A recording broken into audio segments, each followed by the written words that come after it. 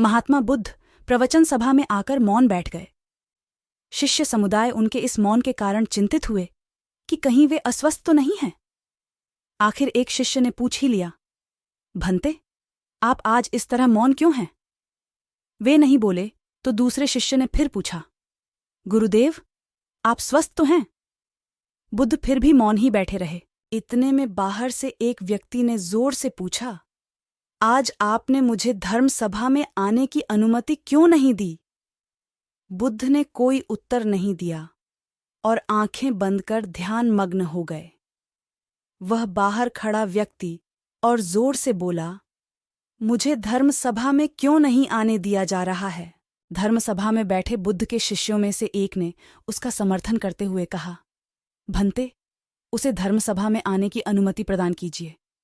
महात्मा बुद्ध ने आंखें खोलीं और बोले, नहीं, उसे अनुमति नहीं दी जा सकती है क्योंकि वह अछूत है। अछूत? मगर क्यों? सारे शिष्य सुनकर आश्चर्य में पड़ गए कि भंते यह छुआछूत कब से मानने लग गए।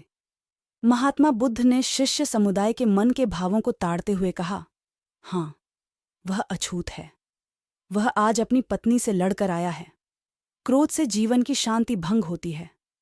क्रोधी व्यक्ति मानसिक हिंसा करता है। इस क्रोध के कारण ही शारीरिक हिंसा होती है। क्रोध करने वाला अछूत होता है क्योंकि उसकी विचार तरंगें दूसरों को भी प्रभावित करती हैं। उसे आज धर्म सभा से बाहर ही रहना चाहिए।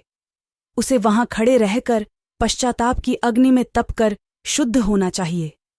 शिष्यगण समझ गए कि अस्पृश्यता क्या है और अछूत कौन है।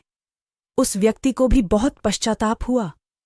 उसने कभी भी क्रोध न करने का प्रण लिया। बुद्ध ने उसे धर्म सभा में आने की अनुमति प्रदान की।